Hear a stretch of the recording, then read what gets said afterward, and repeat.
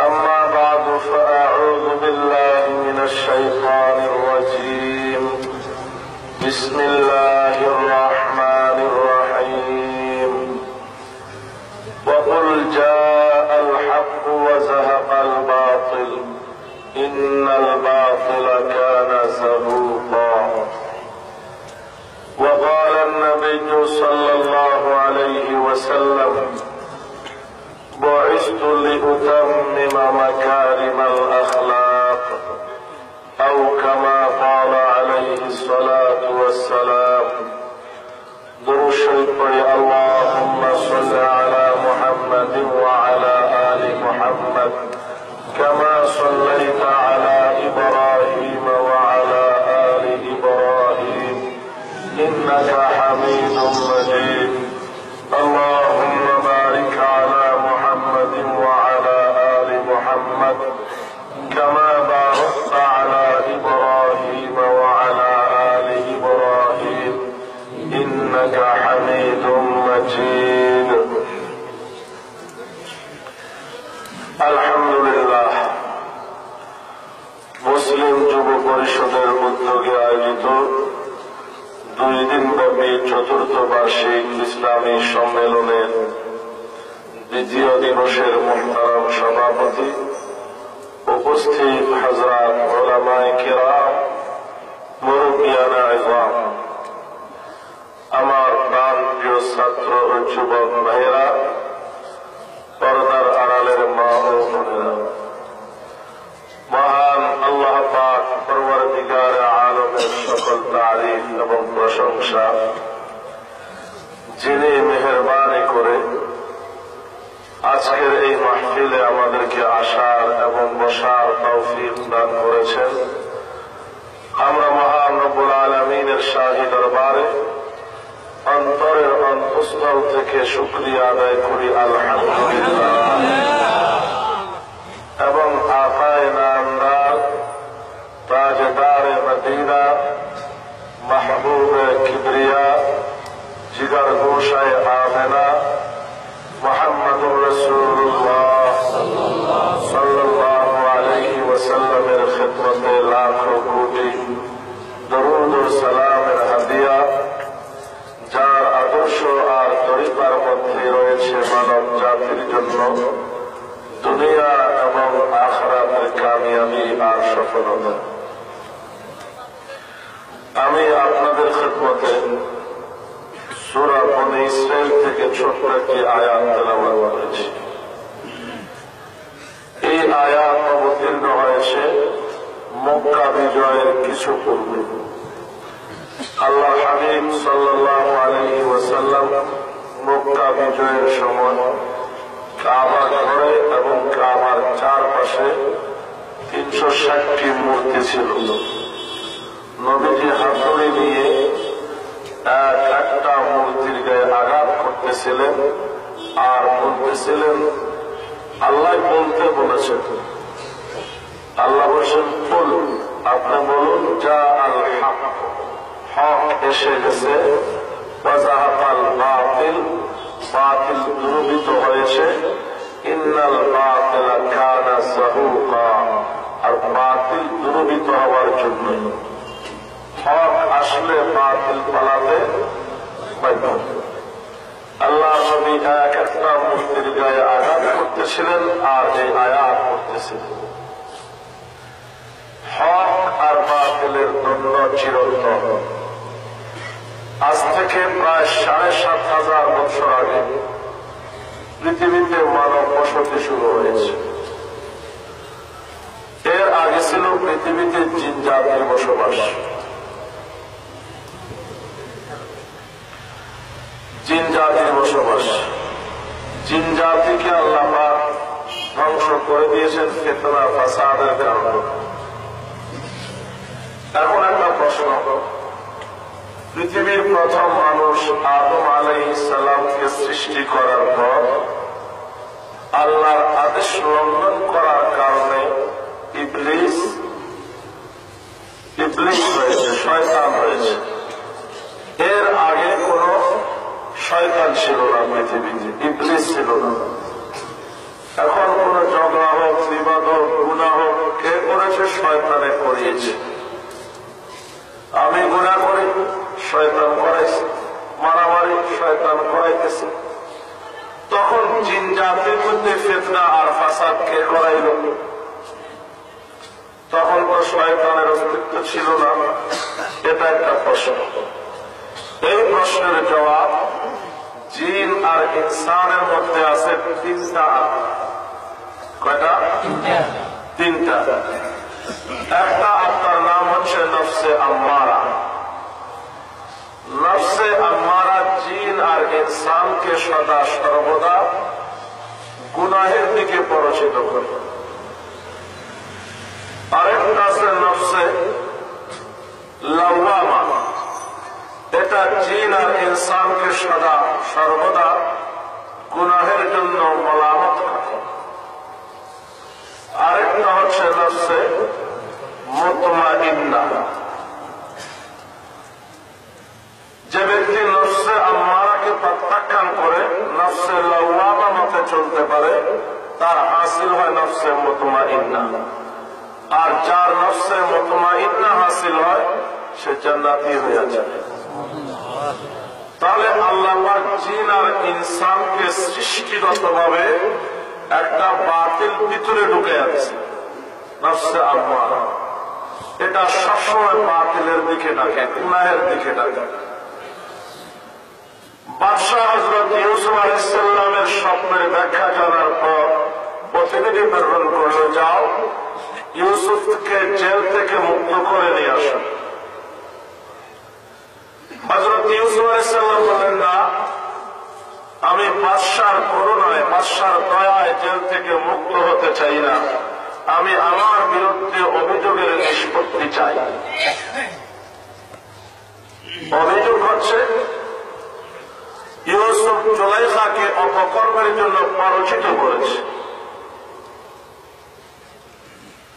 আর এই অভিযোগের সাক্ষী হল মিশরের নেতৃস্থানীয় মহিলারা। ইউসুফ আলাইহিস সালাম বললেন, আমি আমার বিরুদ্ধে অভিযোগের নিষ্পত্তি চাই। আমি প্ররোচিত করেছিলাম না জুলাইখা প্ররোচিত করেছিল? এবং যারা আমার বিরুদ্ধে জুলাইখার হয়ে সাক্ষী দিয়েছে, ওরা তো আমার রূপ থেকে হাত কেটে বসেছিল। তাদের সামনেই তো জুলাইখা নিজের অপরাধের কথা স্বীকার করেছে।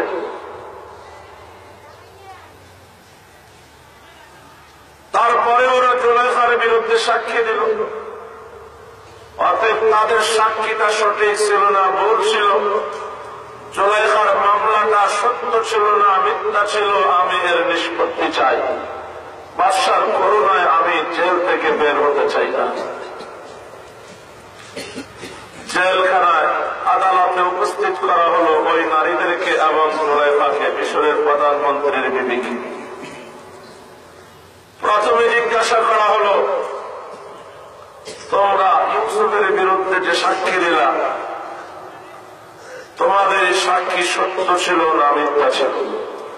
তারা বলল, কুল্লা হাশা লিল্লাহ মা আলিমনা আলাইহি মিন সু। সমস্বরে তারা বলল, আল্লাহ পাকের কসম, আমরা ইউসুফের মধ্যে কোনো খারাপই দেখি নাই। আমাদের সাক্ষী পুরাপুরি ভুল ছিল। মিশরের প্রধানমন্ত্রীর বিবিকে হাজির করা হলো। তুমি কি বলো? তিনি বললেন, আল আনা হাসাল হক, আনা রাওয়াতুহু আন নাফসিহি ওয়া ইন্নাহু লামিনাস সাদিকিন। আজ সত্য উদ্ঘাটিত হয়ে গেল। আমি তাকে পরিচিত করেছিলাম আমার সাথে প্রবৃত্ত হওয়ার জন্য, সে মহাসত্যবাদী। তাহলে মামলা নিষ্পত্তি হয়ে গেল। বাদী বলতেছে মামলা ভুল, সাক্ষীরাও বলতেছে সাক্ষী মিথ্যা। মিশরের প্রধানমন্ত্রীর বিবিকে মিথ্যা সাব্যস্ত করে দিলেন ইউসুফ আলাইহিস সালাম আদালতে। অথচ ইউসুফ আলাইহিস সালাম তার ঘরেই লালিত পালিত হয়েছে। তো ইউসুফ আলাইহিস সালাম বলতেছে, যালিকা, আমি এটা এজন্য করেছি, লিয়ালামা আন্নী লাম আখুনহু বিল গায়ব। আমার যে মুনিব, মিশরের বাজার থেকে আমার ওজনের স্বর্ণ রূপা রেশম দিয়ে আমাকে খরিদ করে প্রিন্স আর পুত্রের মর্যাদা দিয়ে লালন পালন করেছি। আমি প্রমাণ এজন্য করেছি যে তার অনুপস্থিতিতে আমি তার সাথে খেয়ানত করি নাই, তার বিবির প্রতি আমি নজর দেই নাই। এটা প্রমাণ করার জন্য আমি বলছি মামলা নিষ্পত্তি হোক। এরপর ইউসুফ আলাইহিস সালাম বলেন, ওয়ামা উবাররিউ নাফসি, আমি আমাকে একেবারে পবিত্র মনে করি না। ইন্নান নাফসা লাআম্মারাতুম বিসসু,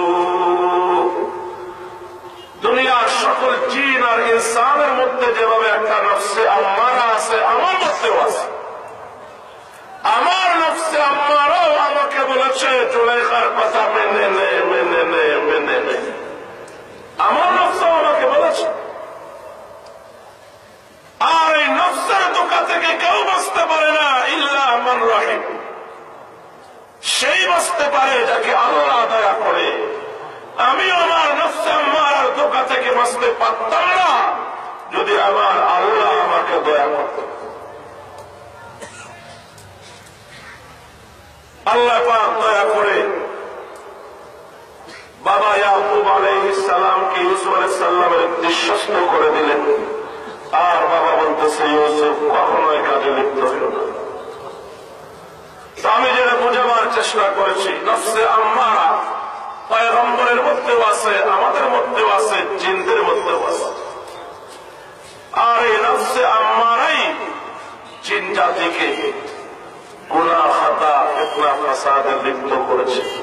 সেই নফসে আম্মারা আমাদের মধ্যে আছে। এটা হচ্ছে আমাদের 3.5 হাত বডির ভিতরে গোপন বাতিল। এটা হচ্ছে গোপন বাতিল, দেখা যায় না কিন্তু আমাদের শত্রু। আর আমাদের বাহ্যিক বাতিল হলো 1 নম্বরে শয়তান। শয়তানকেও আমরা দেখি না। ইন্না শাইতানা ইয়াজরি মাজরাদ দামি মিনাল ইনসান, শয়তান মানুষের রক্তের কণায় কণায় চলে, দেখা যায়। পৃথিবীর মুখে মানব রূপী প্রথম বাতিল হচ্ছে কাবিল, আদম আলাইহিস সালামের ছেলে কাবিল। আমাকে বলছে হক আর বাতিল সম্পর্কে আলোচনা করতে। আমি কোরআ থেকে শুরু করেছি, যদিও বিষয়টা পরিপূর্ণ শেষ করা যাবে না, আর পরিপূর্ণ আলোচনা করার এলম আমার নেই। আদম আলাইহিস সালামের সন্তান হতো জোড়ায় জোড়ায়। আদম আলাইহিস সালামের একটা ছেলে, একটা মেয়ে, এক জোড়া। তো আদম আলাইহিস সালামের পরিবার ছাড়া পৃথিবীতে দ্বিতীয় কোনো পরিবার নাই। সঙ্গত কারণে বিয়ে দেওয়া হতো ভাই বোনের মধ্যে। তবে ভবিষ্যতে যেহেতু ভাই বোনে বিয়ে হারাম হবে, এজন্য আল্লাহ বললেন কিছুটা ব্যবধান এখানে করা হোক। আগের বছরের ছেলে, পরের বছরের মেয়ে, পরের বছরের ছেলে, আগের বছরের মেয়ে, অর্থাৎ একসঙ্গে জন্ম নেওয়া ভাই আর বোনের মধ্যে যেন বিয়ে না হয়। কুদরতের কিরিশমা।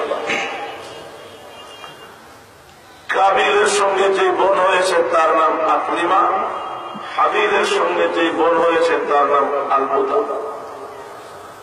তুলনামূলক ভাবে কাবিলের সাথে যেটা জন্ম নিয়েছে সেটা সুন্দরী, আর হাবিলের সাথে যেটা জন্ম নিয়েছে সেটা তুলনামূলক সুন্দর। সর্বপ্রথম হাবিলের বিরুদ্ধে কাবিলকে শয়তান কুমন্ত্রণা দিয়া দাঁড় করায়। দেখো, তোমার বাবা তোমার সঙ্গে যে সুন্দর বোনটা জন্ম নিয়েছে তাকে বিয়ে না দিয়ে তোমার ছোট ভাই হাবিলের সঙ্গে বিয়ে দিতে চায়, কারণ তোমার বাবা তোমার থেকে তাকে বেশি ভালোবাসে। তুমি বাবার এই সিদ্ধান্ত মেনে নিও না। শয়তানের প্ররোচনায় সর্বপ্রথম পয়গম্বর এবং আল্লাহ সিদ্ধান্তের বিরুদ্ধে গেল কাবিল। সংক্ষেপে বলছি, আদম আলাইহিস সালাম বললেন এটা আমার সিদ্ধান্ত নয়, মালিকের সিদ্ধান্ত। এখানে মহাব্বত কম বেশির কোন প্রশ্ন নয়, আল্লাহর বিধান এটা। তোমার যদি বিশ্বাস না হয় তাহলে তোমরা 2 ভাই একটা পরীক্ষা দাও। শিক্ষার পদ্ধতি হলো দুই ভাই আল্লাহর নামে কিছু কোরবানি দাও, উৎসর্গ করো। যার কোরবানি কবুল হবে সে আকলিমাকে পাবে, যার কোরবানি কবুল হবে না সে আকলিমাকে পাবে না। হাবিল ছিল রাখাল, কাবিল ছিল কৃষক। হাবিল তার সুন্দর উৎকৃষ্ট তরতাজা দুম্বা কোরবানির জন্য নিয়ে আসে, আর কাবিল ছিল কৃষক, সে তার সামান্য নগণ্য কিছু শস্য নিয়ে আসে।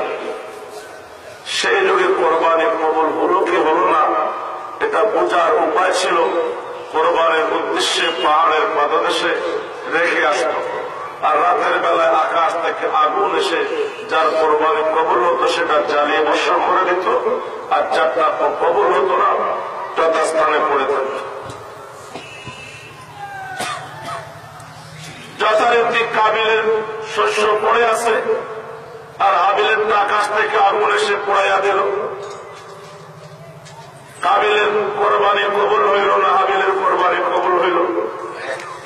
এবার কাবিল মানার কথা কাবিল বলে না। শয়তান তাকে বুঝাইল, তোমার বাবা হাবিলের কোরবানি কবুল হওয়ার জন্য দোয়া করেছে, তোমার জন্য দোয়া করে।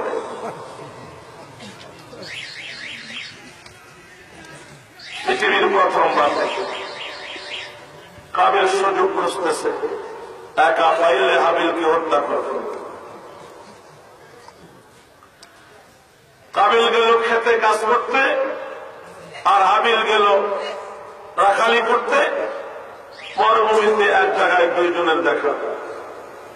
কাবিল হাতটা খিচে বলল, এই সুযোগ, যতদিন তুই বেঁচে থাকবি ততদিন আকলিমাকে আমার পাওয়ার ব্যবস্থা নাই, তোকে মেরে আমি আমার বোন আকলিমাকে বিয়ে করব। হাবিল বলল, লাইন বাসাত্তা ইলাইয়া ইয়াদাকা লিতাকতুলুনি মা আনা বিবাসিতি ইয়াদাইয়া ইলাইকা লিআকতুলাকা ইন্নী আখাফুল্লাহ রাব্বাল আলামিন। তুমি আমাকে হত্যার জন্য যদি হাত প্রসারিত করো, আমি প্রতিহত করার জন্য আমার হাত প্রসারিত করব না, কারণ এতে তুমি যদি আমার হাতে মারা যাও আমি হব পৃথিবীর প্রথম খুনি। আমি খুনি হতে চাই না, আমি আল্লাহকে ভয় করি। অতএব তোমার চাইলে মারতে পারো, না চাইলে মারতে না পারো, কিন্তু আমি হাত প্রসারিত করব। কাবিল মানল না, আপন ভাই হাবিলকে হত্যা করল। হত্যা করার পর লাশ কি করবে বড় পেরেশান। এটা হল পৃথিবীর প্রথম মানুষ। এর আগে কোন মানুষ মারা যায় না। দাফন কিভাবে করতে হয় এটা কাবিলের জানা নাই। মুআররিখিনরা বলেন, হাবিলের লাশ নিয়ে কাবিল 1 বছর পর্যন্ত মরুভূমিতে ঘোরাফেরা করেছে। লাশ কি করতে হয় এটা শিক্ষা দেওয়ার জন্য আল্লাহ পাক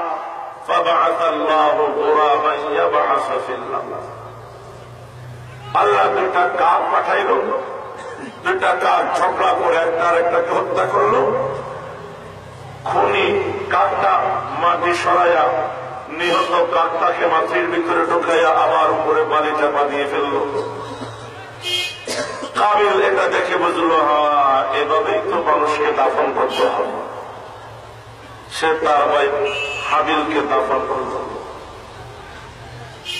বাড়িতে যায় না ভয়ে। বাবা আদম আলাইহিস সালাম খুনের বদলায় কি বিচার করে, শয়তান এবার এসে তাকে মন্ত্রণা দিল, তোমার আপন সহোদর ভাইকে হত্যা করেছ, এতে আল্লাহও নারাজ, বাবাও নারাজ। এখন তোমাকে ফর্মুলা দরকার, কি করে বাবাও রাজি হবে, কি করে আল্লাহও রাজি হবে।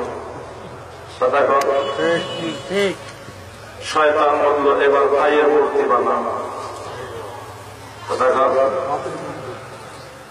যে ভাইকে হত্যা করেছ সেই ভাইয়ের মূর্তি বানাও। মূর্তি বানাইয়া সকাল বিকাল প্রণাম করো, চেষ্টা করো, এতে আল্লাহ রাজি হবে, বাবাও রাজি হবে। যে ভাইকে বলে হত্যা করলেও ভাইয়ের প্রতি মায়া আছে, ভাইয়ের পূজা হচ্ছে।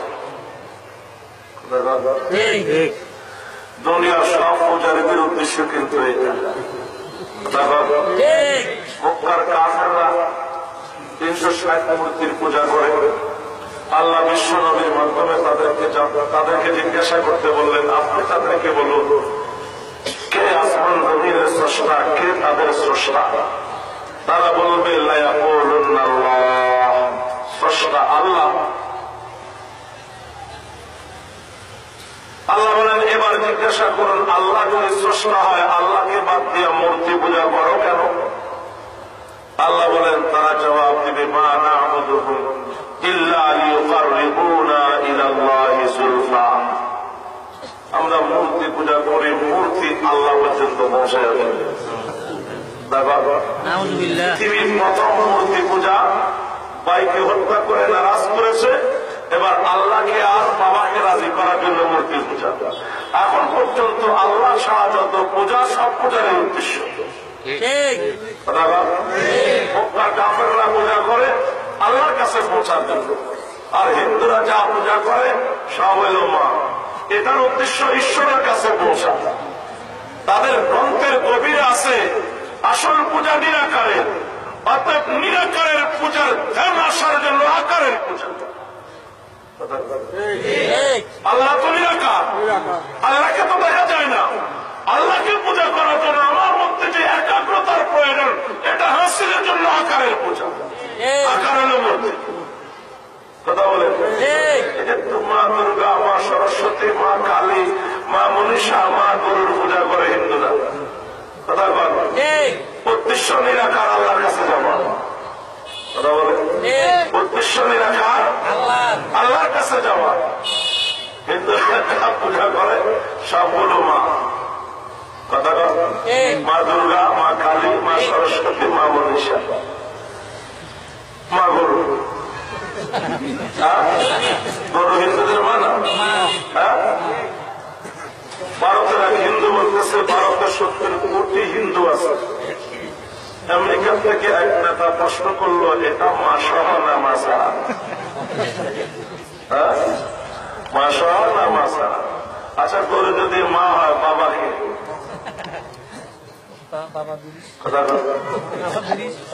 তিরিশ বললে পত্র হয়ে যায়, বলতে হবে বলো। পাশাপাশি হিন্দু আছে, ও হিন্দু মা বোনেরা, ও হিন্দু ভাইয়েরা, আমরা তোমাদের শত্রু নই। তোমাদের ব্রাহ্মণরা, তোমাদের পুরোহিতরা তোমাদেরকে গাই আর বলদের বাচ্চা বানায় রাখছে। আমরা মুসলমান, আমাদের বাবা আদম, মা হাওয়া। আদম হাওয়া মানুষ, আমরা ওদের সন্তান, আমরাও মানুষ। কথা বলেন, তোমাদের ব্রাহ্মণরা তোমাদেরকে বানিয়ে রেখেছে গাই আর বলদের সন্তান। তোমরা সেখান থেকে যদি মুক্তি চাও তাহলে বলো লা ইলাহা ইল্লাল্লাহ মুহাম্মাদুর রাসূলুল্লাহ। দুনিয়া থেকে গায়ের বাচ্চা থেকে মুক্তি পাইবা, পরকালে জাহান্নাম থেকে মুক্তি পাইবা। আমার অল্প আলোচনা বুঝে না আসলে আরো বুঝো, আরো গবেষণা করো। কথা বলে ওদেরকে দাওয়াত দেওয়ার দায়িত্ব আছে না নাই? সংক্ষেপে কতটুকু দাওয়াত। আরেক জাতি আছে রাজন, এরা তো খোদায় নাই। তুমি কোন থেকে সেটা সব এমনি এমনি হয়ে গেছে। আরে এমনি এমনি কেমনে হয়? আকাশ থেকে বৃষ্টি পড়ে, বৃষ্টির পানিতে হয়েছে ব্যাঙ, ব্যাঙ থেকে হয়েছে বানর, বানরের থেকে হয়েছে মানুষ। ডারউইনের এই থিওরি, এটা বিশ্বাস করে হিন্দু কমিউনিস্টরা, নাস্তিকরা। কথা বলেন ঠিক না? তাহলে এই থিওরি মতে যারা খোদাকে বিশ্বাস করে না, এগুলি সব বানরের বাচ্চা, ব্যাঙের নাতি। বাংলাদেশ সহ তাম দুনিয়াতে যত নাস্তিক আছে সব বানরের বাচ্চা, ব্যাঙের নাতি। মানুষ আমরা, আমাদের বাপ ঠিক আছে, মা ঠিক আছে। কথা বলেন, আল্লাহ বোঝার তৌফিক দান। কতগুলো বলদ আছে বলে আল্লাহকে বাদ দিয়া যা পূজা করে সব পাবো। বাবা বান্দারি, বাবা আক্রোশী, বাবা দেওয়ানবাগি, বাবা রাজারবাগি, বাবা কুতুববাগি, বাবা সুরেশ্বরী, বাবা চন্দ্রপাড়া, বাবা এনায়। মনে রাখবেন, মা পূজারী হিন্দুরা যেভাবে জাহান্নামী, বাবা পূজারী মুসলমানেরাও জাহান্নামী। আবার পূজার উদ্দেশ্য এখানেও হয়, যারা বাবার পূজা করে কেন? বাবা বার করে দিবে। কি কাবিলের পূজার উদ্দেশ্য? আল্লাহ রাজি হবে বা রাজি হবে। মক্কার কাফেরদের পূজার উদ্দেশ্য মূর্তি আল্লাহ পর্যন্ত পৌঁছে দেবে। হিন্দুদের আকারের পূজার উদ্দেশ্য নিরাকার আল্লাহ পর্যন্ত পৌঁছে দেবে। আর মুসলমান বাবা পূজারীদের একই উদ্দেশ্য, বাবা আল্লাহ পর্যন্ত পৌঁছে দেবে। সব পূজা একই সূত্রে বাবা। মা পূজারী হিন্দুরা যেভাবে জাহান্নামী, বাবা পূজারী মুসলমানেরাও জাহান্নামী। পূজা তথা সেজদা পাবে কেবলমাত্র কে? কেবলমাত্র কে? আল্লাহ নামাজের ত্রুটি থাকলে ক্ষমা করতে পারে, রোজায় ত্রুটি থাকলে ক্ষমা করতে পারেন, অন্যান্য আমলের ত্রুটি থাকলে ক্ষমা করতে পারেন। আল্লাহ যেটা ক্ষমা করবে না সেটা হলো শিরক। সেটা কোনটা? আল্লাহর কাছে প্রশ্ন, আল্লাহ কেন শিরক ক্ষমা করবে না? সমস্যা কি? বহু জবাব কোরআন হাদিসে। আমি বলি, আল্লাহ বলে বান্দা আমি কেন শিরক ক্ষমা করব না? তুমি বান্দা হইয়াও তো শিরক ক্ষমা করো। তুমি বান্দা হইয়া শিরক ক্ষমা করো না, আমি আল্লাহ হয়ে কেন শিরক ক্ষমা করব? তুমি গোলাম হয়ে শিরক ক্ষমা করো না, আমি মুনিব হয়ে কেন শিরক ক্ষমা করব? বিষয়টা কেমন? উদাহরণ দিলে বুঝে আসবে। মাহফিল শেষে বাড়িতে গেলেন, খেতে বসলেন, খাওয়ায় লবণ বেশি। চোখ রাঙাইয়া বিবিকে জিজ্ঞাসা করলেন, আজকে তরকারিতে এত লবণ কেন? বিবি বলল, আমি রান্না শুরু করেছিলাম, হঠাৎ বাসাইয়া কান্না করে খাট থেকে পড়ে যায় কিনা দৌড়াইয়া গেলাম, বাসাকে পুরো নিয়ে আসলাম রান্না করে। আগে যে লবণ দিয়েছিলাম ভুলে গিয়েছি, আরেকটু দিয়েছি, বেশি হয়ে গেছে, আর হবে না, মাফ করে দাও। স্বামী যদি ভদ্র মানুষ হয়, বিবির এই অন্যায় ক্ষমা করবে কিনা? আরেকদিন হলুদ বেশি হয়ে গেল, স্বামী চোখ রাঙিয়া জিজ্ঞাসা করলো, হলুদ বেশি হলো কেন? বিবি বলে, রান্নাটা শুরু করেছি, কারেন্টটা চলে গেছে। মোমবাতি জ্বালাইয়া তরকারিতে লবণ মরিচ দিতেছি, যত হলুদ নেই তরকারি সাদায় দেখা আলো। আরেকটু দিলাম তবু সাদা, আরেকটু দিলাম তবু সাদা। সাদা তরকারি চট্টগ্রামে খাওয়া যায় না, রং কারেন্ট যখন আসছে আয় তো রং একেবারে বেশি হয়ে গেছে, আর হবে না, মাফ করে দাও। স্বামী যদি ভদ্র মানুষ হয়, বিবির এই অন্যায় ক্ষমা করবে কিনা? আরেকদিন স্বামী বাজার থেকে গেল রাত 12টা, ঘরের দরজা ঢোকা দিল, বউ দরজা খুলে দিল। পাশের বাড়ির বখাট একটা ছেলে ঘর থেকে বের হয়েছে। স্বামী জিজ্ঞাসা করলো, এই ছেলে আমার অনুপস্থিতিতে তোমার কাছে তার কি কাজ? বললো, তুমি নাই, একা একা ভালো লাগে না, ওকে না সাথে রেখেছি, আর রাখবো না, মাফ করে দাও। স্বামী ক্ষমা করবে কেন? আগের দুইটা ক্ষমা করছে, এটা করবে না? কথা বলে কেন? আগের দুইটা হলো অন্যায়, 3 নম্বরটা হলো স্বামীর অধিকারে শিরক। বিবির সাথে থাকা স্বামীর একক অধিকার। দুনিয়ার কোন বিবি যদি সেই অধিকারে অন্য কোন যুবককে শরীক করে, পৃথিবীর কোন রুচিশীল স্বামী ক্ষমা করতে পারে না। আল্লাহ বলেন, বান্দা সেজদা পাওয়া আমি আল্লাহর একক অধিকার। এই অধিকারে যদি আমার কোন বান্দা দুনিয়ার কোন মা অথবা বাবা অথবা কোন মূর্তিকে শরীক করে, আমি আল্লাহ ক্ষমা করি না। বুঝা গেছে আল্লাহ কেন শিরক ক্ষমা করবে না? আল্লাহ আমাদেরকে শিরক মুক্ত ঈমান গড়ার তৌফিক দান করুন।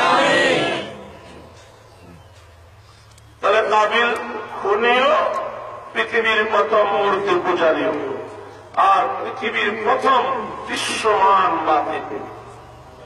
কথা বলে, ভিতরে একটা বাতিল আছে, এটা কি? নফসে আম্মারা। বাহিরে একটা বাতিল আছে, এটাও দেখা যায় না, এটা শয়তান। বাহিরে আরেকটা বাতিল আছে, এটা হলো শয়তানের পরিচিত মানুষ। কথা বলে এই বাতিলকে দেখা যায়, এই বাহ্যিক বাতিল এবং ভিতরের বাতিল, এই দুই বাতিলের মোকাবেলা করার জন্য আল্লাহ পাক প্রেরণ করেছেন যুগে যুগে আম্বিয়ায়ে কেরাম এবং যুগে যুগে আসমানি কিতাব।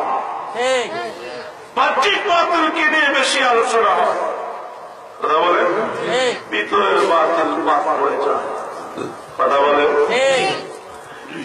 বাহিরের বাতিলের কথা একটু পরে বলে আগে ভিতরের বাতিলের কথা বলি। বাহিরের বাতিলের মোকাবেলার জন্য একজন নবী লাগে, তার সাথে বাহ্যিক শক্তি থাকুক অথবা না থাকুক, সেই নবীর এই বাহ্যিক বাতিলের মোকাবেলায় বিজয় হয়। এটাই পৃথিবীর চিরন্তন ইতিহাস। তবে আমাদের ভিতরে যে একটা বাতিল আছে, এই বাতিলের মোকাবেলায় বিজয়ী হওয়ার জন্য তাও যুগে যুগে আম্বিয়ায়ে কেরামের নেতৃত্বে আম্বিয়ায়ে কেরামের সবক পালন করে ওই বাতিল থেকে পরিত্রাণ পেয়েছে যুগে যুগে আম্বিয়ায়ে কেরামের উম্মতেরা। এখন আমাদের নবী তো নাই, ভিতরের বাতিল থেকে কে আমাদেরকে মোকাবেলা করবে? আমরা তাসলিমা নাসরিনের বিরুদ্ধে আন্দোলন করেছি, মুফতি ফজলুল্লাহ কামিনী সাহেব, শেখুল হাদিস সাহেবের নেতৃত্বে এই বাতিল বাংলা ছাড়া হয়েছে। আমরা আন্দোলন করেছি ফতোয়া বিরোধী রায়, এটা একটা বাতিল রায়, এই রায়ের বিরুদ্ধে আফগান উলামায়ে কেরামের নেতৃত্বে এই রায় বাতিল হয়েছে, হকের বিজয় হয়েছে। কথা ঠিক কিনা? আমরা আন্দোলন করেছি শাহবাগী নাস্তিকদের বিরুদ্ধে, আল্লামা শাহ আহমদ শফী সাহেবের নেতৃত্বে শাহবাগী নাস্তিকরা শাহবাগ ছেড়ে পালাতে বাধ্য হয়েছে এবং তাম দুনিয়াতে নাস্তিক শব্দটা একটা ঘৃণিত শব্দে পরিণত হয়েছে। আর হেফাজত শব্দটা একেবারে জনপ্রিয় শব্দে পরিণত হয়েছে। কারো কারো কাছে অসহ্য হইতে পারে, কথা বলেন। কিন্তু বিষয়টা বুঝতে হবে, সিলেটের জমিয়তে উলামায়ে ইসলামের এক নেতা, তাকে পুলিশে ধরছে। পুলিশে ধরে কয়, আপনি জমিয়ত ছিলেন, হেফাজত কখন হলেন? তিনি বলেন, না, আপনি তো ভুল করতেছেন, আমি আগেও জমিয়ত ছিলাম, এখনো জমিয়ত আছে। পুলিশের কথা হেফাজত, সিলেটি মানুষ তো চালালি জমিয়ত। আপনি পুলিশের হেফাজত, আপনি পুলিশের কখন শুরু হয়ে গেছে, চতুর্দিকে দেখতেছে, বললো যে আমার হেফাজত বানাইল কেউ শুরু হয়ে পুলিশে, আমি কেমন হেফাজত দিলাম? আচ্ছা, এখন যদি কেউ আমার উপরে অন্যায় ভাবে হামলা চালায়, আপনি বাঁচাইতে আসবেন কিনা? কথা তো বিশ্বাস, এটাই তো হেফাজত, এটাই তো হেফাজত। কেউ গদি রক্ষার জন্য হেফাজত, কেউ মন্ত্রিত্ব রক্ষার জন্য হেফাজত, কেউ এমপিত্ব রক্ষার জন্য হেফাজত, কেউ চেয়ারম্যানি রক্ষার জন্য হেফাজত, কেউ মেম্বারি রক্ষার জন্য হেফাজত, কেউ বাড়ি রক্ষার জন্য হেফাজত, কেউ ব্যবসা রক্ষার জন্য হেফাজত, আর আল্লামা শাহ আহমদ শফীর হেফাজত নবীর মর্যাদা রক্ষার জন্য হেফাজত। এই হেফাজতে আমরা ছিলাম, আসি, মরণ পর্যন্ত থাকবো। সবাই হেফাজত, এক একজন এক এক লাইনে হেফাজত, আপনি নবীর মর্যাদা রক্ষার জন্য হেফাজত। কি কোনো ভয় আছে? কাউকে ভয় করি আমরা না।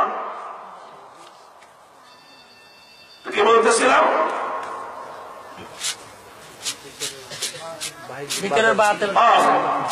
আমরা এই বাতিলের মোকাবেলা করেছি আমার হিসেবে। এখন ভিতরে যে আসছে আমরা, এই বাতিলের মোকাবেলার দরকার আছে না? এই বাতিলের মোকাবেলা ফর্মুলা বর্তমান পৃথিবীতে দুইটা, কথা বলেন। নফসকে কন্ট্রোল করার ফর্মুলা দুইটা, একটা দাওয়াতের তাবলীগ, আরেকটা ওলি আল্লাহর সুন্নাত। ওনারা কমান্ডার, কি ওনারা সেনাপ্রধান, ওনাদের নেতৃত্বে ওনাদের দেওয়া সবক পালন করলে নফস আম্মারা কন্ট্রোল হবে, গুনাহের পড়াশোনা দিতে পারবে না। নিজে নিজে কামিল হওয়া যায় না, কোনদিন কামিল হওয়া যায় না নিজে নিজে। কথা ঠিক তবে ঠিক। আজ সকালে 100 বার দরুদ শরীফ কে পড়ছে? কয়জন পড়ছে? আজ সকালে 100 বার দরুদ শরীফ পড়তেছে না, খুব কম। যারা পড়েছে তারা কোনো না কোনো পীরের হাতে হাত আছে। কে তারা বলে? আল্লামা শাহ আহমদ শফী সাহেবের সবক সকালে 100 বার দরুদ শরীফ, বিকালে 100 বার, কথা বলেন, দরুদ শরীফ, মাসে 6000 বার, বছরে 72,000 বার। নারপুরের হযরত মিশাব রহমাতুল্লাহ বলতেন, বছরে যদি 72,000 বার দরুদ শরীফ হয়, এইভাবে যদি 10 বছর আমল হয়, তাহলে প্রায় 8 লক্ষ বার দরুদ শরীফ হয়। যার আমলে 10 বছরে প্রায় 8 লক্ষ বার দরুদ শরীফ। নারপুর হুজুর বলতেন, আল্লাহ মানুষের তো জগৎ দিতে পারে না।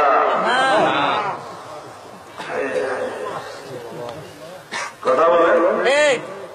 আলহামদুলিল্লাহ, আমরা তো মাগরিবের পরে 100 বার দরুদ শরীফ পড়ি, ফজরের পরে পড়ি। তো আমরা যারা পড়ি নাই, কেন পড়ি নাই? কারো কাছে সবক আদায়ের বাধ্যবাধকতা নেই।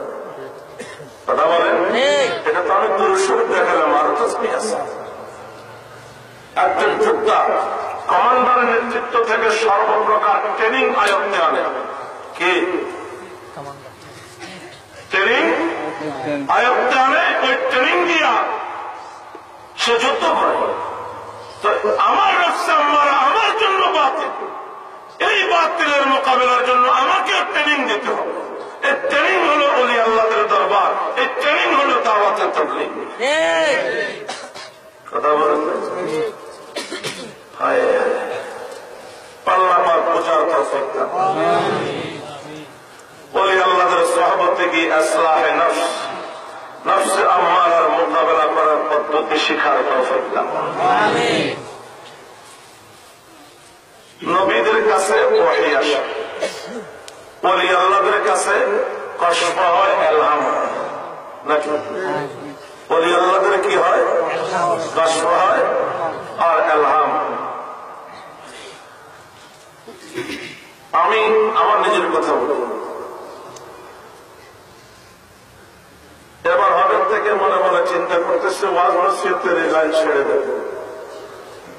কারণ মাদ্রাসা সময় দিতে পারি না, বাসায় সময় দিতে পারি না, 6 মাস শুধু রাস্তায় রাস্তায় থাকতে হবে। ডিসেম্বরের শুরুর দিকে হারাদারির হযরতের খাদেম শফি ফোন করছে, হঠাৎ করে হুজুর কথা রাখছে, হুজুরের সাথে কথা বলবো। হুজুর কথা বলতে বলতেছে ওয়াজ নসিহত একদম চাইবে না। হুজুর সবার সাথে আগেও কথা হয়েছে, বিভিন্ন বিষয়ে কথা হয়েছে, কিন্তু আজকে প্রথম কথাটা বলতেছে ওয়াজ নসিহত একদম চাইবে না। আর কথা বলার মতো মাঠে মানুষ নাই, এই চিন্তা দিল থেকে ফেলে দাও। আল্লাহর কসম কোরআন মাথা দিয়ে বলতেছে, হুজুর এটা কেন বললেন হঠাৎ করে? আমার চিন্তাটা হুজুরের কষ্ট হয়ে গেছে। আরো আছে, সেগুলি বলা যাবে না, এখন বলবো না।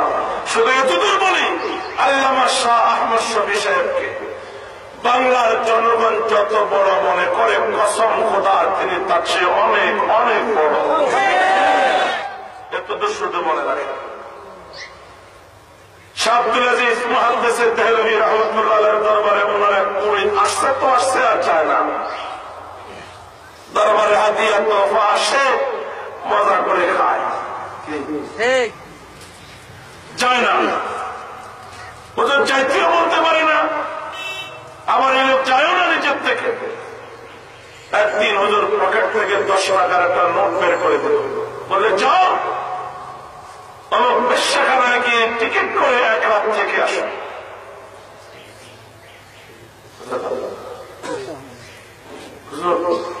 আপনারা কোথায় পাঠাইতেছেন? আমি আসতে গেলে ইসলামের জন্য, আর আপনারা পাঠাইতেছেন কোথায়? হযরত বললেন এটাই তোমার ইসলাম। তুমি যদি আমার মুরিদ থাকতে চাও তাহলে যাও সেখানে। নিরুপায় হয়ে চলে গেছে। মনে মনে ভাবতেছে আমি যাবো ঠিকই, হুজুর পাঠাইতেছে সেজন্য, কিন্তু আমি সেখানে পাপে লিপ্ত হব। 10 টাকা দিয়ে টিকিট করে বেশ্যাখানার মধ্যে 1 রাতের জন্য বরাদ্দ নিল। ওই রুমে প্রবেশ করে দেখে এক বোরকা পরিহিতা মহিলা এই লোক রুমে ঢোকার সাথে সাথে পা জড়াই আসছে, বলে আমি পেটের প্রায় এখানে আসছি, এই চরিত্রের মানুষ আমি না। ইজ্জত নষ্ট করিও না। তুমি আরেকদিন 10 টাকা দিয়ে অন্য কাউকে পাইবে, আজকে তোমার 10 টাকা লস হলেও আমার ইজ্জত নষ্ট করিও না। আমার স্বামী বড় পরহেজগার মানুষ, শাহ আব্দুল আজিজ রহমতুল্লাহ মুরিদ। তিনি দরবারে গেছে, অনেকদিন ধরে আসে না। আমি কোনো কাজ না পাইয়া নিতান্ত নিরুপায় হয়ে এখানে এসেছি। বলে তোমার স্বামীর নাম, বাড়ি, ঘর? দেখে যে এই লোকই ওই মহিলার সাথে। এটা শাহ আব্দুল আজিজ রহমতুল্লাহ কি হয়েছে? কষ্ট হয়েছে। এই জন্য আমরা প্রত্যেকেই নফসে আম্মার মোকাবেলা করতে হচ্ছে প্রতিনিয়ত, প্রতি মুহূর্ত। কথা বলেন, এটা আমার ভিতরের শত্রু, এটা আমার ভিতরের শত্রু। এই শত্রুর মোকাবেলার জন্য আমাকে একজন কমান্ডারের নেতৃত্বে সৈনিকের দায়িত্ব পালন করতে হবে। আর ওই কমান্ডার হলো হক্কানি আউলিয়ায়ে কেরাম। আমি যদি তার অধীনে থাকি, তিনি আমার অবস্থা জেনে আমার নফসে আম্মারের মোকাবেলা আমাকে কিভাবে করতে হবে তিনি সেভাবে ফর্মুলা দেবেন। এজন্য সমস্ত মুসলমানকে কারো না কারো হক্কানি ওলির হাতে হাত দেওয়া দরকার। লাগাম নিজের হাতে রাখা উচিত। যাই হোক, এই লাইনে বললে আর অনেক কথা বলা যায়। আমি বলতে চাই, বাহ্যিক মাত্র যেটা আমরা দেখি, এটার ইতিহাস, এটা শক্তি নিয়ে, জনবল নিয়ে, অস্ত্রবল নিয়ে পৃথিবীতে আসে। আর হক আসে একেবারে দুর্বল, কিন্তু দুর্বল হকের বিজয় হয়, শক্তিশালী বাতিলের পরাজয় হয়। নূহ আলাইহিস সালাম হকের প্রতি 950 বছর দাওয়াত দিয়ে বানালেন 80-82 জন মানুষ। আর সারা দুনিয়া বাতিল। বলেন, নিজের ঘরের ছেলেটাও বাতিল। কিনা এই বাতিলের মোকাবেলা করার মতো সাহস 80 জনের নাই। কথা বলেন, এজন্য 80 জন দিয়া মোকাবেলায় নূহ আলাইহিস সালাম দাঁড়ান নাই। তিনি বললেন, আল্লাহ হক 80 জনকে বাঁচাও, বাতিল সারা দুনিয়াকে ধ্বংস করো। 80 জন নিয়ে রুখে দাঁড়ান নাই। হক 80 জনকে বাঁচান, বাতিল সারা দুনিয়াকে ধ্বংস করে। আল্লাহ বলেন, বাতিল ধ্বংস হবে, হক বেঁচে থাকবে। হককে বাঁচাইবার জন্য নৌকা বানানো। নৌকা বানানো হলো কিস্তি। মুসলমানদেরকে নৌকাতে আরোহণ করানো হলো। নূহ আলাইহিস সালাম তো জানে কোন বাতিল বাঁচবে না, সব ডুবে মরবে। এই জন্য শেষবারের মতো নিজের পুত্র কাফের পুত্র কিনাআনকে দেখে বলছি, ইয়া বুনাইয়া রকাব মা'ানা, হে আমার কলিজার পুত্র সন্তান, আমাদের সাথে নৌকায় আরোহণ করো, নারে ডুবে মরব। কিনাআন বলে, সাআবি ইলা জাবালিন ইয়াসিমুনি মিনাল মা, আমি পাহাড়ের চূড়ায় গিয়ে আশ্রয় নেব, পাহাড়ের চূড়ায় আমি বেঁচে থাকবো। নূহ আলাইহিস সালাম বললেন, লা আসিমা লাকা আল-ইয়াওম, আজকে তোমাকে দুনিয়ার কোনো পাহাড় বাঁচাতে পারবে না। জলোচ্ছ্বাস, তুফান, পানাপানি পাহাড়ের উপরে উঠবে। কেনার বলে দরকার নাই, নিচের থেকে পানি উঠতেছে, উপরের থেকে পানি নামতেছে, পাহাড়ের উপরে উঠে গেল। কেনানের নাক পর্যন্ত হয়ে গেল, হাবুডুবু খাচ্ছে। এবার হঠাৎ করে নূহ আলাইহিস সালাম ডাক দিলেন। এবার ছেলেকে বলে না নৌকায় উঠো, এবার আল্লাহকে ডাক দিয়েছে। ক্বালা ইন্না ইবনি মিন আহলি ওয়া ইন্না ওয়া'দাকাল হক, আয় আল্লাহ, আমার ছেলে কিনাআন আমার পরিবারের সদস্য, আর তুমি বলেছিলে আমার পরিবারের কেউ ধ্বংস হবে না, আমার ছেলে তো ধ্বংস হয়ে যাচ্ছে, বাঁচাও। আল্লাহ বললেন, ইন্নাহু লাইসা মিন আহলিক, তোমার ছেলে কিনাআন তোমার পরিবারের সদস্য নয়। তাহলে এটা কোথেকে আসছে? নূহ আলাইহিস সালামের বিবি কি অন্য দিক থেকে সংগ্রহ করেছে? না, 2 পয়গম্বরের বিবি কাফের ছিল, কিন্তু কোন পয়গম্বরের বিবি অসতী ছিল না। নূহ আলাইহিস সালামের বিবি, লূত আলাইহিস সালামের বিবি কি ছিল? কাফের ছিল, কিন্তু কোন পয়গম্বরের বিবি অসতী ছিল না, চরিত্রহীন ছিল না। মা বাহাত ইমরাআতু নাবিয়্যিন কাত। আল্লাহর নবী বলেন, কোন নবীর বিবি কোন যুগে স্বামীর সাথে বাহাবতি করে নাই, অর্থাৎ অবৈধভাবে সন্তান পেতে নেয় নাই। কারণ বিবি অসতী হওয়া স্বামী কাপুরুষ হওয়া, স্বামীর দ্বারা মনের আশা মিটে না, এজন্য অন্য পুরুষের দরকার। দেখো আল্লাহ এমন কোন জঘন্যকে পৃথিবীতে নবুবতী দেয় নাই। নূহ আলাইহিস সালাম বলেন, আল্লাহ আমার ঔরসে জন্মেছে, আমার বিবির গর্ভ থেকে পৃথিবীতে এসেছে, কিভাবে আমার পরিবারের সদস্য নয়? আল্লাহ পাক বলেন, ও আমার পয়গম্বর নূহ, নবী রাসূলদের বংশ এটা রক্তের উপরে চলে না, এটা নুতফার উপরে চলে না, এটা ঔরসের পেটের ভিত্তিতে চলে না, এটা আকীদার বিশ্বাসের ভিত্তিতে চলে। ইন্নাহু আমালুন গায়রু সালেহ। তোমার ছেলে নূহ তোমার ঔরসে জন্মেছে, তোমার বিবির পেট থেকে এসেছে, তোমার রক্ত তার শরীরে আছে, কিন্তু সে তোমার আদর্শ মানে না, তোমার আকীদা মতে চলে না, অতএব তোমার পরিবারের সদস্য নয়। তাহলে আওলাদে রাসূল হইতে হলে শুধু বংশ থাকলে হয় না, নবীর আদর্শ থাকা লাগে। দুরূদ শরীফের মধ্যে আমরা বলি, আল্লাহুম্মা সাল্লি আলা মুহাম্মাদ ওয়া আলা আলি মুহাম্মাদ ওয়া আলা আলির ব্যাখ্যায় এসেছে, কিয়ামত পর্যন্ত মুসলমান যারা নবীর আদর্শ মতো চলে সব নবী পরিবারের সদস্য। আর যারা নবীর আদর্শ মতো চলে না, রক্ত নবীর পরিবারের, বংশ নবীর, কিন্তু নবীর পরিবারের সদস্য নয়। আল্লাহ বলেন, ইন্নাহু আমালুন গায়রু সালেহ। তোমার এই ছেলে কিনান, রক্ত তোমার, ঔরস তোমার, পেট তোমার বিবির, কিন্তু তোমার আকীদা বিশ্বাস মতো চলে না, সেজন্য তোমার পরিবারের কেউ না। তবু তো বাপ ছেলে যত বড় টাকাই থাক, বাবার মনে তো কি মায়া আছে? আছে না? নূহ আলাইহিস সালাম বললেন, আল্লাহ আমি তো বাপ, পিতৃসুলভ স্নেহ মায়া মমতা সন্তানের প্রতি আমার তো আছে। আমি বাপ হয়ে আমার চোখের সামনে ছেলেটাকে ডুবে মরতে দেখবো, কি করে সহ্য করবো? আল্লাহ কাফের আছে আছে, ফয়সালা পরে হবে, একটু বসে নাও না। বলে আল্লাহ বলেন, আমার পয়গম্বর নূহ, তুমি যদি যুক্তি দিয়ে পেছে ফেলে তোমার ছেলেকে বাঁচাইতে চাও, তাহলে আমি আল্লাহ তোমার নবুয়ত কেটে দেব।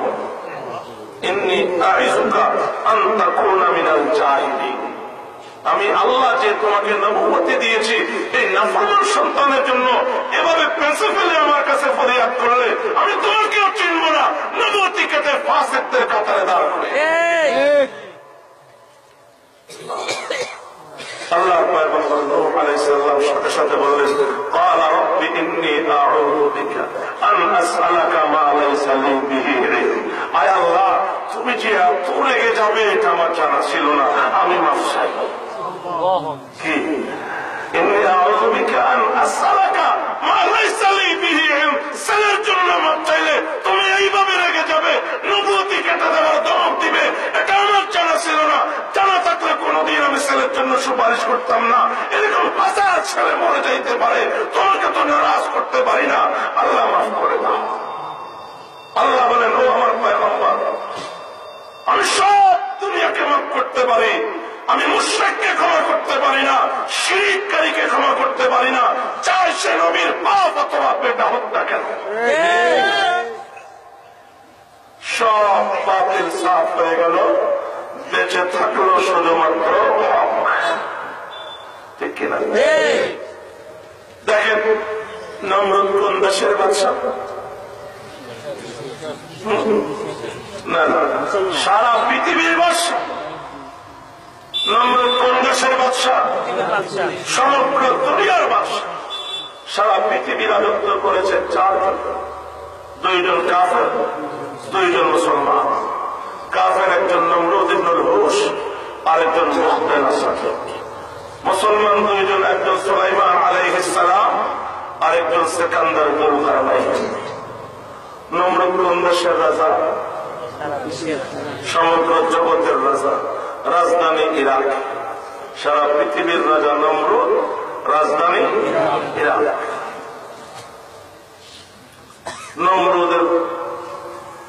জ্যোতিষীরা এসে বলল, ভিন্ন বর্ণনা মতে শয়তান আগে উপরে যাইতে পারবে, আল্লাহর পরামর্শ শুনতে পারবে, আমাদের নবীর নবুয়তের পর শয়তানের উপরে যাওয়া পারবে। শয়তানকে পাথর মারা, উপরে যাইতে চাইছে। জানলো যে আল্লাহর পয়গম্বর ইব্রাহিম খলিলুল্লাহ আগামী 1 বছরের মধ্যে পৃথিবীতে আসবে, বা বাবার ঔরস থেকে মাতৃগর্ভে যাবে।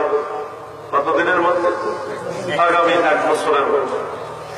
নমরুদ যখন এটা জ্যোতিষীর মাধ্যমে বা শয়তানের মাধ্যমে জানতে পারল, বড় পেরেশান।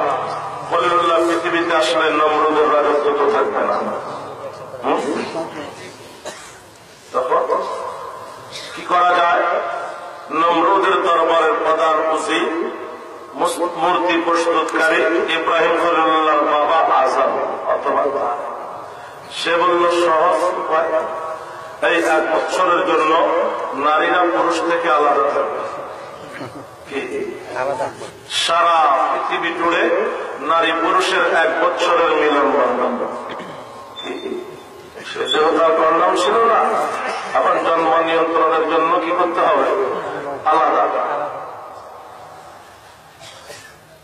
এখন হাজার হাজার পুলিশ নিযুক্ত করা হলো, আর পুলিশের ইনচার্জ দেওয়া হলো নমরুদের প্রধান উজি আজমকে, খলিলুল্লাহর বাবা। মুহাদ্দিসিনদের বিভিন্ন বর্ণনায় পাওয়া যায়, বছরের 365 দিনের 364 দিন শেষ, আর 1 রাত বাকি। কথা বলেন, এই রাতেরও অর্ধেক শেষ, আর কয়েক ঘন্টা গেলে সূর্য উঠবে। কথা বলেন, এখন 1 বছরের সমস্ত নারী পুরুষের কি যৌন চাহিদা 1 বছর পর্যন্ত বন্ধ। পুলিশ কড়া পাহারা দিচ্ছে যাতে নমরুদের শত্রু পৃথিবীতে আসতে না পারে। পুলিশের কড়া পাহারা, এজন্য কেউ মিলন করতে পারে নাই। সূর্যটা উদয় হওয়ার সাথে সাথে সবাই আপন আপন ঘরে যাবে। কি বলে? এখন নমরুদ ঘরে যাওয়ার জন্য এই রাত্রের পাহারাদারি শেষ করে কয়েক ঘন্টা বাকি থাকতে আসলো মহিলাদের এখানে। আবার মহিলাদের ইনচার্জ আজরের বউ।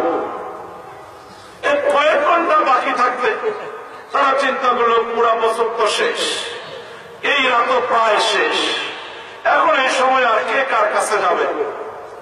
আমার রাষ্ট্রীয় বহু কাজকর্ম আছে, সকালে তো আসতে পারবো না তোমার কাছে, আর আমার পরে কি খলিলুল্লাহ আসবে? আমি প্রধান উজি। এই কয়েক ঘন্টা বাকি থাকতে মিলন করল। আল্লাহ নমরুদের খলিলুল্লাহর বাবার ঔরস থেকে খলিলুল্লাহ মাতৃগর্ভে চলে গেল। দেখেন, হক পৃথিবীতে আসবে, হকের জন্ম নেওয়ার অধিকার নাই দেশে নাই। কথা বলে আছে? হকের প্রতি খলিলুল্লাহ পৃথিবীতে আসবে। নমরুদের আইন, এই বছর কোন বাচ্চা মাতৃগর্ভে যেতে পারবে না। হকের পথে এত বাধা।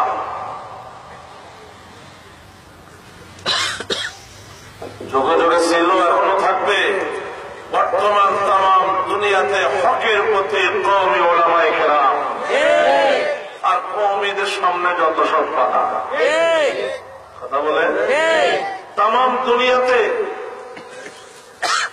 আলে সউদ সৌদি আরবের ক্ষমতা গ্রহণ করেছে 1945 সালে। এর পরে হয়েছে মদিনা ইউনিভার্সিটি, মক্কা উম্মুল কুরা, রিয়াদ ইউনিভার্সিটি। এর আগে আব্বাসিয়ার উমাইয়া খেলাফতের দ্বন্দ্বের, তুর্কি খেলাফতের দ্বন্দ্বের কারণে একাডেমিক কোন প্রতিষ্ঠান আরব মুবারকের মধ্যে গড়ে উঠতে পারে নাই। 1866 সালে হাদিসের সর্বোচ্চ বিদ্যাপীঠ প্রতিষ্ঠিত হয় দারুল উলুম দেওবন্দ। কওমি উলামায়ে কেরাম বর্তমান তাম দুনিয়াতে সঠিক ইসলামের নেতৃত্ব দিতেছে। আরবরা ভুল করলে সেখানেও কওমি উলামায়ে কেরাম। 2টা দৃষ্টান্ত দেখাবো, বলবো। 1 নম্বর, আলে সউদ যখন ক্ষমতা দখল করেছে তুর্কিদের থেকে, তখন তুর্কিরা করেছে মক্কা মদিনা সব মাজারের কারখানা। যারা মদিনা জান্নাতুল বকীতে ঢুকেছেন, বড় বড় সাহাবীদের কবরের চারপাশে দেয়াল, এটা সম্পূর্ণ ঘর ছিল। তুর্কি মুশরিকরা মাটির সাথে মিশে আলে সৌদ ক্ষমতা এসে মাটির সাথে মিশে আছে। কথা বলে তখন তারা চেয়েছিল নবীর কবরকেও মাটির সাথে মিশে এবং ওই জায়গা থেকে নিয়ে যাবে। দেখেন হযরত উসমান বিন নুরাইন রাদিয়াল্লাহু তাআলা আনহুর কবর জান্নাতুল বাকির প্রায় মাঝখানে। অতীতের ম্যাপের আলোকে আমরা সেখানে যাই। মদিনা ভার্সিটির ছেলেরা সেখানে বসে আছে। যদি জিজ্ঞাসা করা হয় এখানে কি হযরত উসমান রাদিয়াল্লাহু তাআলা আনহুর কবর, বলে মাফি মালুম। মদিনা ভার্সিটিতে বড় হযরত উসমানের কবর কথা সেটা জানো না, তো জানো তাদের দৃষ্টিভঙ্গি এটা। কবর কার এটা জানা দরকার নেই। তারা বলে মাফি মালুম। কত হিন্দুস্তানি আছে তো আমরা মালুম নেই। কথা বলে তারা চাইছিল নবীর কবরের ব্যাপারেও এরকম করবে। কথা বলে নবীর কবর এখান থেকে উঠে কোন এক জায়গায় নিয়ে যাবে আর বলবে মাফি মালুম। কোন জায়গায় যে যাওয়া হয়েছে আমাদের জানা নাই। এই চক্রান্ত যখন করতেছিল আলে সৌদ, বর্তমান সৌদি আরবের ক্ষমতাসীন দারুল উলুম দেওবন্দের 16 জন উলামায়ে কেরাম আল্লামা শিববির আহমদ ওসমানী রাহমাতুল্লাহ আলাইহির নেতৃত্বে তখন ভারত এক ছিল। ভারত থেকে সফর করে সৌদি আরবে গিয়ে সৌদি বাদশাহ এবং হারমের ইমামদের সাথে বৈঠক করেছে যে আপনারা নবীর কবরকে নিরুদ্দেশ করতে পারেন না। যদি করেন সারা দুনিয়া থেকে মুসলমান নবীর কবরের পক্ষে প্রতিবাদ জানাবে। হেরা বেশি দলিল কথা ঠিক। আচ্ছা দলিল তো যারা আলেম ওলামা তারা দিবে, ঠিক কিনা? সাধারণ পাবলিক কি দলিল দিবে? সাধারণ পাবলিকের দলিল হল বিনা দলিলের খোদায়। এ দলিল দিয়ে বুঝাইতে পারবে? একে বলতে হবে বিনা দলিলের খোদা। সাধারণ পাবলিক বলবে আমাদের হুজুররা যেটা বলছে এটাই রাইট। এরা বলতেছে দলিল চাই। ওলামায়ে কেরাম হলো দলিল হাজার হাজার আছে। কথা বলে সহিহ হাদিসের মধ্যে আছে আল্লাহ নবী যখন মেরাজে যাচ্ছিলেন প্রতিমধ্যে এক জায়গায় দেখলেন মুসা নবীর কবরে দাঁড়াইয়া নামাজ পড়তেছে। মুসা নবীর সাথে যদি সাক্ষাৎ উদ্দেশ্য হতো বাইতুল মুকাদ্দাসে সাক্ষাৎ হয়েছে, চতুর্থ আকাশে কি ষষ্ঠ আকাশে সাক্ষাৎ হয়েছে, এই দুই সাক্ষাতে যথেষ্ট ছিল। খবর কেন দেখে বিশ্ব নবী যদি মুসা নবীর কত কবর কোথায় আছে এটা জানতে পারে, বিশ্ব নবীর উম্মতের অধিকার আছে বিশ্ব নবীর কত কবর কোথায় আছে ওগুলো জানবে। এক নম্বর দলিল। 2 নম্বর দলিল নবীজি বলেছেন মান যারা কবরি ওয়াজাবাত লাহু শাফাআতি, যে আমার কবর জিয়ারত করবে তার সুপারিশ করা আমার ওয়াজিব। নবীর কবর যদি কোথায় আছে সেটা জানাই না তাকে, তাহলে জিয়ারত করবে কোথায় গিয়ে? আরো দলিল আছে নবীজি বলেছেন মান সাল্লা আলাইয়া ইনদা কবরি সামি'তুহু ওয়া মান সাল্লা আলাইয়া নাইয়ান উবলিগতুহু, আমার কবরের পাশে কেউ সালাম দিলে আমি নিজের কানে শুনতে পাই, দূর দূরান্ত থেকে সালাম দিলে পৌঁছে দেওয়া হয়। তাহলে নবীকে শুনাইয়া সালাম দিতে হলে কবর কোথায় জানতে হবে এবং সেই মতে সালাম দিতে হবে। কোরআন শরীফের আয়াতের মধ্যে আছে ওয়ালাউ আন্নাহুম ইযলামু আনফুসাহুম জাউকা واستغفر الله واستغفر لهم الرسول لوجدوا الله توابا رحيما। কোন গুনাহগার মুমিন যদি আপনার কাছে আসে, এসে যদি আল্লাহর কাছে মাপ চায় আর আপনি নবী যদি তার জন্য আল্লাহর কাছে মাপ চান, আল্লাহ পাক ওই মুমিনকে মাফ করে দেবেন এবং দয়া করবেন। এই আয়াতের তাফসীরে আছে নবীজি যেহেতু হায়াতুন নবী, এখনো নবীর কবরের পাশে গিয়ে কেউ যদি বলে ইয়া রাসূলুল্লাহ আমি বড় গুনাহগার, আপনার দরবারে এসেছি, আমি আমার গুনাহের জন্য আল্লাহর কাছে মাপ চাই, আপনি আমার জন্য আল্লাহর কাছে ক্ষমা চান, নবী কবর থেকে ওই গুনাহগারের জন্য আল্লাহর কাছে ক্ষমা চান। আমরা আমি যে আমার গুনাহ মাফের জন্য নবীর কাছে দরখাস্ত করবো, এজন্য তো কবরটা জানতে হবে। সৌদি বাদশাহ হারমের ইমামরা কয় খোদা আমরা তো এটা চিন্তা করে দেখিনি।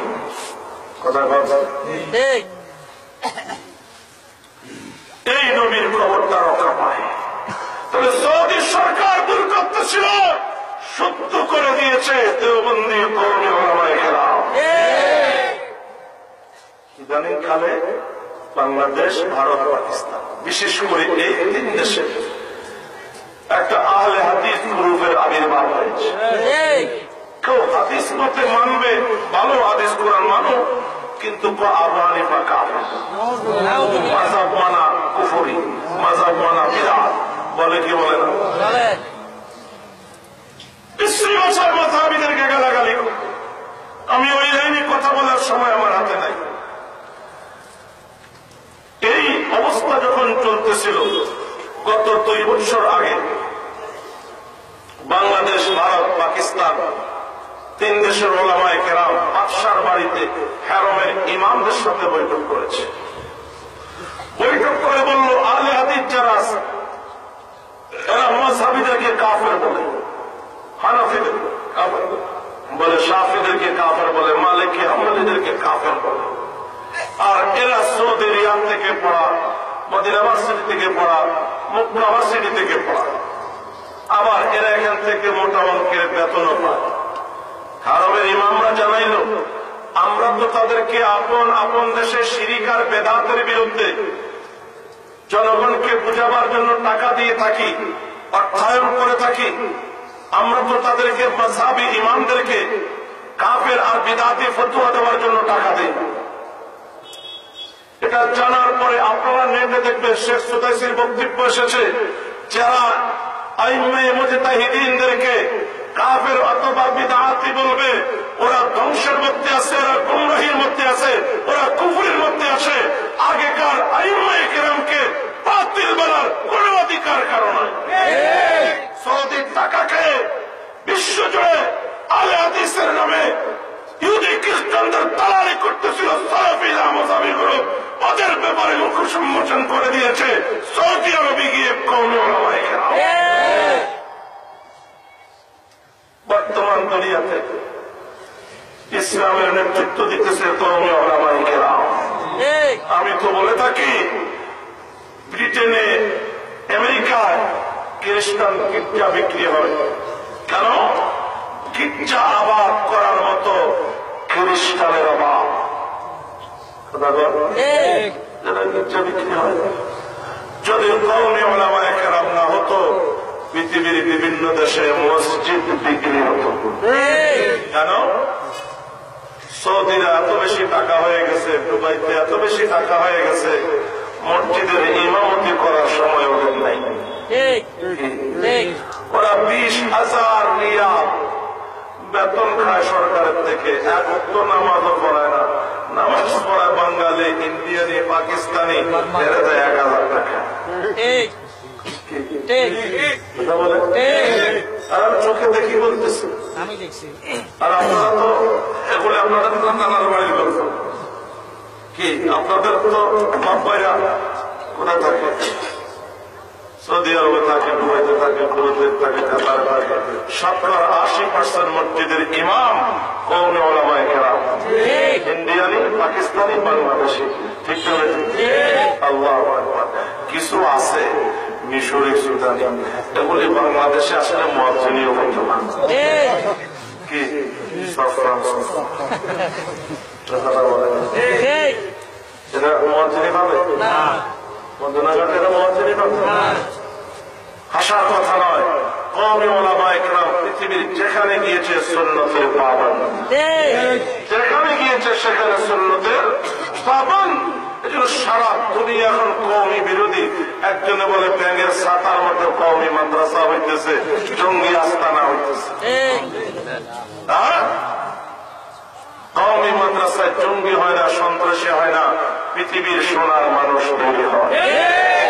আমি বলি কওমি মাদ্রাসা আছে বলে সন্তানেরা বাবাকে বাবা ডাকে, মাকে মা ডাকে।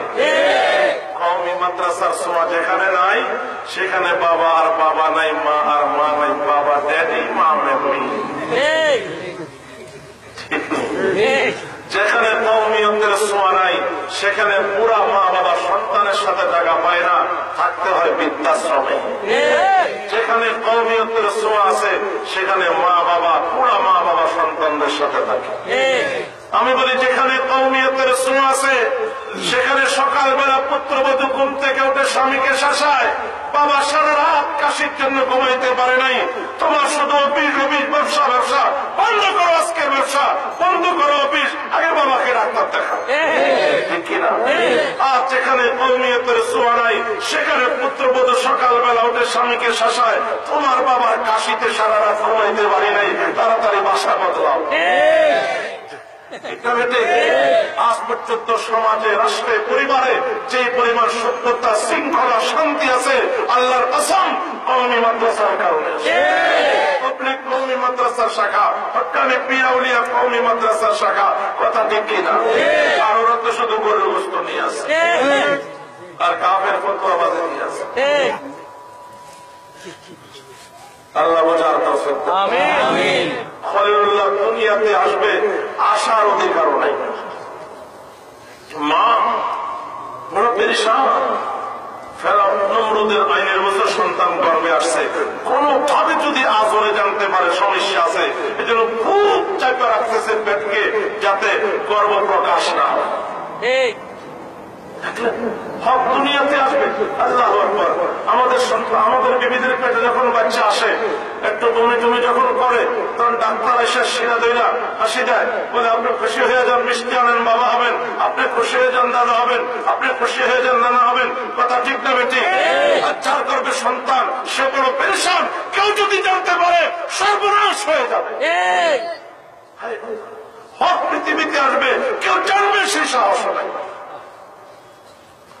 7-15 দিন আগে খলিলুল্লাহর মা চিন্তা করলো কখন জানি সন্তান দুনিয়াতে এসে যায়, কি করে সামলাবো, চলে গেল পাহাড়ের গুহায়। মুসলমান, একটু চিন্তা করো, আজ আমাদের বিবিরা গর্ভে সন্তান আসলে নার্সের সাথে যোগাযোগ, হাসপাতালের সাথে যোগাযোগ, ব্যাংকে আলাদা টাকা, ঠিক কিনা? অ্যাম্বুলেন্সের সাথে কন্ট্রাক্ট, গ্রাম হইলে ভ্যান গাড়ির সাথে কন্ট্রাক্ট, কখন জানি সন্তান প্রসবের সময় হয়ে যায়, কখন টাকার দরকার হয়, কখন ক্লিনিকের দরকার হয়, কখন নার্সের দরকার হয়। আর হকের প্রতীক খলিলুল্লাহ পৃথিবীতে আসবে, মা ছাড়া কোনো দপ্তরি নাই, কোন হাসপাতাল নাই, কোন ক্লিনিক নাই, কোন অ্যাম্বুলেন্স নাই, আর কেউ নাই। মা একা একা পাহাড়ের গুহায় খলিলুল্লাহকে প্রসব করত। আবার মা সেখানে বসে থাকলে চলবে না, খলিলুল্লাহকে সেখানে রেখে চলে আসলো মা। একটু চিন্তা করো, আমি আর আপনার বাড়ির লোকালে মায়ের পাশে শুয়ে থাকতাম, একটু কানলে মা হাত দিয়ে দেখতো কি পেশাব করলাম না পায়খানা করলাম, মা দেখে পেশাবো না পায়খানো না, কি ক্ষুধা লাগলো, মা দুধ খাওয়াইতে চায়, দুধও খাই না তবুও কান্দি, ব্যাপার কি? মা তাড়াতাড়ি বাতি জ্বালায়, দেখে সন্তানকে পিঁপড়া কামড়ায়। কথা খলিলুল্লাহর মা সন্ধ্যার পরে দুধ খাওয়াইয়া চলে আসে, খলিলুল্লাহ সারা রাত একা। ফজর হওয়ার আগে যাইয়া কেউ ঘুম থেকে উঠার আগে গিয়ে দুধ খাওয়াইয়া চলে আসে, খলিলুল্লাহ সারা দিন একা। হকের প্রতি পৃথিবীতে আসবে কত অসহায়, পারিবারিক অবস্থা নাই, সামাজিক অবস্থা নাই, 7 বছর পর্যন্ত লালিত পালিত হলো একেবারে গুহার ভিতরে। 7 বছর পর বাড়িতে আসলো, আশা থেকে বাবা মূর্তি বানাইয়া মূর্তি পূজা করবো।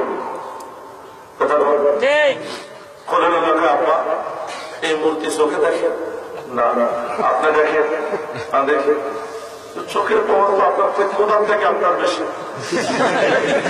আমরা খোদা তো আমরা খোদা করা দরকার।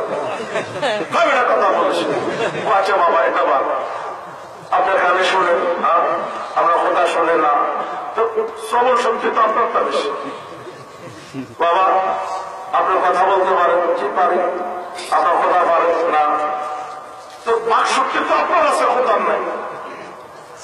মূর্তির সামনে কত করে দুধ কলা দিয়ে রাখে, খোদার এগুলো খেতে পারেন না, আপনি খেতে পারেন, তো খাওয়ার শক্তি তো খোদার নাই, আপনার আছে। সর্বদিক থেকে খোদা দুর্বল, আপনি সবল, খোদাই না আপনার পূজা করবে, আপনি সবল হয়ে কেন দুর্বলের পূজা করেন? ইব্রাহিম খলিলুল্লাহর বাবাকে বেড়া খবরদার, তোর এই যুক্তির জবাব দিতে পারবো না, তবে আমি আমার বাবাকে দেখেছি পূজা করতে, তোর দাদাকে দেখেছি পূজা করতে, আমি আমার দাদাকে দেখেছি পূজা করতে, আমি করে যাব, তোর যুক্তির সাথে পারবো না। আরেকবার আমার সাথে যুক্তি নিয়ে বাড়াবাড়ি করলে আমি তোকে পাথর মেরে মেরে ফেলবো। ঘরে আসলে পাথর মারি মেরে ফেলবো। এই দুর্বল হক খলিলুল্লাহর বিজয় হয়েছে, সমগ্র দুনিয়ার সম্রাট নমরুদের পতন হয়েছে। ঘটনা তো কমবেশ সবাই জানেন, আমি একটু ইঙ্গিত দিলাম। এটাই পৃথিবীর চিরন্তন ইতিহাস। নবীজির শরীরে জ্বর এসে গেছে। বিবি খাদিজা বলে, আপনি কিসের চিন্তা করতেছেন? নবীজি বলেন, খাশিতু আলা নাফসি। তাম দুনিয়াতে কোন পরিবার, কোন সমাজ, কোন রাষ্ট্র নাই এক আল্লাহ বিশ্বাসী, আর আল্লাহ আমাকে বলে এক আল্লাহ থেকে মানুষকে আহ্বান করতে, আমি কি করে দায়িত্ব পালন করব? আছে কোন পরিবার, কোন সমাজ নাই। সারা পৃথিবী বেঈমান। এক মুহাম্মদুর রাসূলুল্লাহকে আল্লাহ দায়িত্ব দিলেন, বিশ্ব মানবতার সামনে দাঁড়িয়ে আল্লাহর তত্ত্ববাদের আহ্বান জানান। বিবি খাদিজা বলতেছে, এটা তো সহজ। আল্লাহ, আপনি যেটা ভাবছেন সেটা কোনোদিন হবে না, আপনার ক্ষতি হবে না। আল্লাহি লা ইউযিকা আল্লাহু আবাদা। আল্লাহর কসম, আল্লাহ আপনাকে ক্ষতিগ্রস্ত করবেন না, আপনি বিজয়ী হবে। কথা বলেন, বিজয় হয়েছে কি হয় না? বিজয় তো চলতেছে এখন। চূড়ান্ত বিজয় হবে ঈসা আলাইহিস সালাম আসলে। সারা পৃথিবীর কোন চিড়িয়াখানাতেও বেঈমান পাওয়া যাবে না, একটু দেখার জন্য। বিজয় চলতেছে। যোগে যোগে বাতিল এসেছে শক্তি নিয়ে, হক এসেছে দুর্বল অবস্থায়। শক্তিশালী বাতিলের পরাজয় হয়েছে, দুর্বল হকের বিজয় হয়েছে। কথা ঠিক না বেঠে? এক লাইনে যদি বলতে চাই, বাতিল এসেছে কাবিলের বেশে, হক এসেছে হাবিলের বেশে। বাতিল এসেছে কওমে নূহের বেশে, হক এসেছে নূহ আলাইহিস সালামের বেশে। বাতিল এসেছে নমরুদের বেশে, হক এসেছে ইব্রাহিম খলিলুল্লাহর রূপ ধারণ করে। বাতিল এসেছে ফিরআউনের রূপ ধারণ করে, হক এসেছে মুসা কালিমুল্লাহর রূপ ধারণ করে। বাতিল এসেছে আবু জাহিল, আবু লাহাব, কায়সার ও কিসরার রূপ ধরে, হক এসেছে মুহাম্মদুর রাসূলুল্লাহ সাল্লাল্লাহু আলাইহি ওয়াসাল্লামের রূপ ধারণ করে। বাতিল এসেছে রিদ্দাত এবং মুসাইলামাতুল কাজ্জাবের রূপ ধরে, হক এসেছে আবু বকর সিদ্দিক রাদিয়াল্লাহু তাআলা আনহুর রূপ ধরে।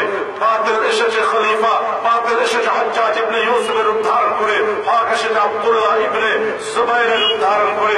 হক এসেছে, বাতিল এসেছে খলিফা মনসুরের রূপ ধারণ করে। হক এসেছে ইমামে আযম ইমাম আবু হানিফা রাহমাতুল্লাহ আলাইহির রূপ ধারণ করে। বাতিল এসেছে খলিফা মুতাসিম বিল্লাহর রূপ ধারণ করে। হক এসেছে ইমাম আহমদ ইবনে হাম্বল রাহমাতুল্লাহ আলাইহির রূপ ধারণ করে। বাতিল এসেছে শাহ আল জুতির রূপ ধারণ করে। হক এসেছে ইমাম গজালি রাহমাতুল্লাহ আলাইহির রূপ ধারণ করে। বাতিল এসেছে তাতারিদের রূপ ধারণ করে।